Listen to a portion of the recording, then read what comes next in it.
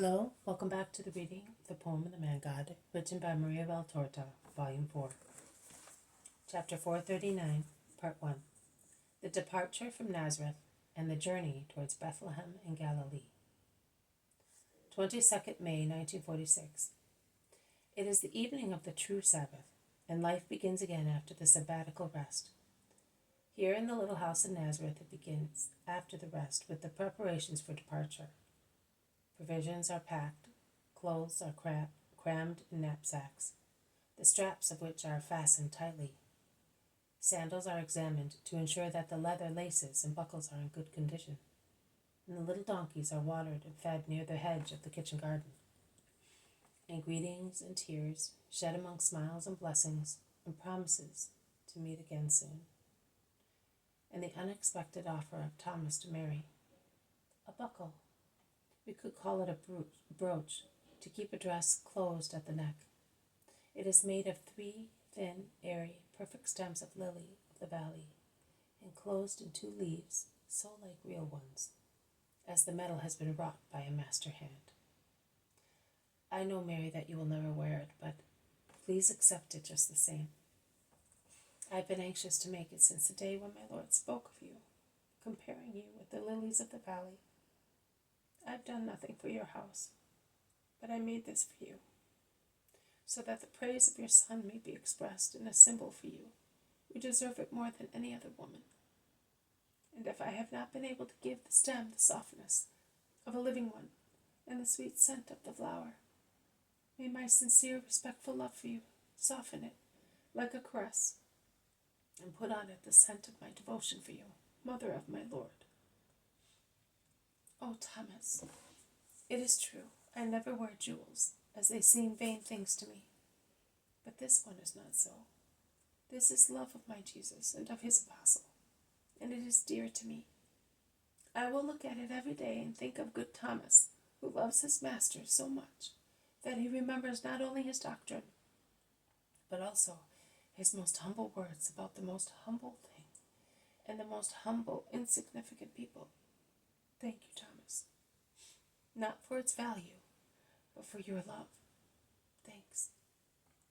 Everybody admires the perfect work, and Thomas, beaming with joy, pulls out a smaller piece of work. 3 tiny jasmine stars with a tiny leaf bound in a thin circle, and gives it to Aurea. Because you did not behave coquettishly to have it, because you were here when the jasmine bloomed, and so that these little stars may remind you of our star. But mind, with your virtues you must perfume flowers and be a flower yourself, a candid, beautiful, pure flower scenting towards heaven. If you do not do that, I will take my brooch back. Come on, do not weep. Everything passes, and we will soon come back to Mary's, or she will come to us. But Thomas, seeing that Aurea is shedding more and more tears, feels that it is better not to continue, and he goes out mortified, saying to Peter, if I had known that it was going to make her weep more, I would not have given it to her. I made that brooch just to comfort her in this hour. I guessed wrongly. And Peter, in the confusion of the moment, does not control himself and says, it is always like that when parting. You should have seen Syntyche. And he realizes that he has spoken. He wants to correct himself. He becomes purple, but it is done. Thomas understands and kindly throws his arm around Peter's neck, saying, don't be distressed, Peter. I know how to be quiet. And I understand why you have not said anything, because of Judas of Simon. On the God of our fathers, I swear to you that what I have learned involuntarily is forgotten. Do not be upset, Simon. It's because the master did not want. He certainly had good reason for that. I don't take offense. I know, but what will he say? Nothing, because he will not know. You can trust me. Ah, no. I will not resort to subterfuges with the master. I made a mistake. I deserve to be reproached. And at once, I will not have peace unless I confess my error to him. Thomas, be good. Go and call him. I am going into the workshop. Go, and come back with him. I am too upset to go, and the others would notice me. Thomas looks at him with compassion, full of admiration, and goes back into the house to call Jesus. Master, please come here for a moment. I have something to tell you. Jesus, who was saying goodbye to Mary of Alphaeus, follows him at once. What do you want? He asks while walking beside him. Nothing. Simon wants to speak to you. There he is. Simon, what is the matter? Why are you so upset? Peter throws himself at Jesus' feet, moaning, I have sinned. Absolve me. Sinned? How? You were there with us, happy and peaceful. Master, I disobeyed you. I told Thomas about Syntyche. I was upset because of the tears, and he was more upset than I was. He thought that he had increased them. To comfort him, I said, It is always like that one parting. If you had seen Syntyche. And he understood. Peter raises his troubled face. He looks mortified and desolate. Praised be God, my Simon. I thought you had done something much graver than that, and your sincerity cancels even that. You spoke without malice. You spoke to one of your companions. Thomas is good and will not divulge the news. He swore it to me, in fact, but see, now I am afraid that I am too foolish and that I cannot keep a secret. You have kept it so far. Yes, but just consider. Never one word to Philip and Nathaniel. And now? Come on, stand up. Man is always imperfect. But when he is so without malice, he commits no sin. Be careful. But do not distress yourself any more. Your Jesus can but kiss you. Thomas, come here. Thomas approaches him. You have certainly understood the reasons for being silent. Yes, Master, and I swore to respect them as far as I am concerned and capable. I have already told Simon. The foolish Simon, says Peter with a sigh. No, my friend, you have edified me through your perfect humility and sincerity. You have taught me a great lesson, which I will never forget. For prudential reasons, I shall not be able to make it known, and that grieves me, because only a few among us are or would be as just as you have been. But they are calling us. Let us go. Many, in fact, are already in the street, and the three women, Naomi, Martha, and Doria, have already mounted their little donkeys. Mary and her sister-in-law are near Oria, and they kiss her again.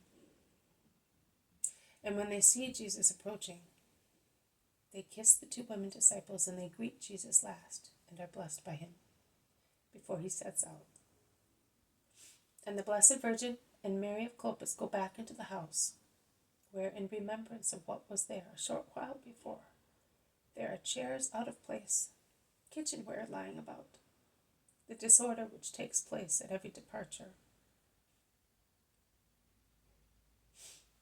Mary, lost in thought, caresses the little loom on which she taught Oria to work. Her eyes are shining with tears she has restrained. You are suffering, Mary, says Mary of Clopas, who is weeping without any effort to hold back her tears. You had grown fond of her. They come here, then they go away, and we suffer. It is our life of women disciples. You heard what Jesus said today. That is what you will do in future. You will be hospitable, supernaturally hospitable, seeing in every creature a brotherly soul, considering yourselves pilgrims, and welcoming your guests as pilgrims. You will give them help, comfort, advice, and then you will let your brothers go to their destiny, without holding them back with jealous love, sure as you are that you will meet them after your death. Persecutions will come, and many will leave you to go towards martyrdom. Do not be cowardly, and do not advise cowardice to anybody. Remain in your empty house, praying to support the courage of martyrs, unperturbed to fortify the weaker ones, strong in order to be ready to imitate heroes. Get accustomed to separations, to heroism. to the apostolate of brotherly charity, as from now. And we do so, suffering certainly. We are creatures made of flesh, but the Spirit rejoices with a supernatural happiness, which is to do the will of the Lord and cooperate to his glory. On the other hand, I am the mother of everybody, and I must not be the mother of one only. I am not even the mother of Jesus exclusively. You see how I let him go away without holding him back.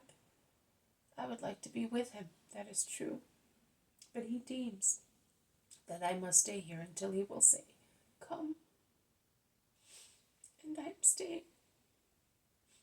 His days of rest here, my joys of a mother, my peregrinations with him, my joys of a disciple, my solitude here, my joys of a believer who does the will of her Lord. That Lord, Mary, is your son. Yes, but he is still my Lord. Are you staying with me, Mary? Yes, if you will allow me. My house is so sad during the first hours when my sons go away. Tomorrow will be different. And this time I would weep even more. Why, Mary? Because I have been weeping my heart out since yesterday. I am like a cistern in the rainy season. But why, my dear? Because of Joseph yesterday? Oh, I don't know whether I should go and reprimand him severely, because after all he is my son, because I carried him in my womb and I suckled him at my breast, and no firstborn son is above his mother. Or whether I should not speak any more to that rascal who was born of me and offends my Jesus and you, and you will do nothing of the kind.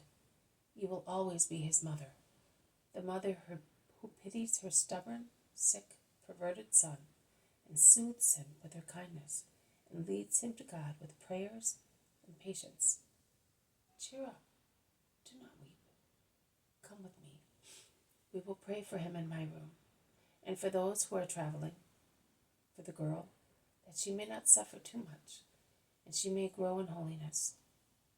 Come, Mary. And she takes her away. This has been a reading from the poem of the Man God, written by Maria Valtorta, Volume 4. Chapter 439, Part 1. The Departure from Nazareth and the Journey towards Bethlehem in Galilee. Thank you for listening. I will see you tomorrow. May God bless you, and may peace be with you.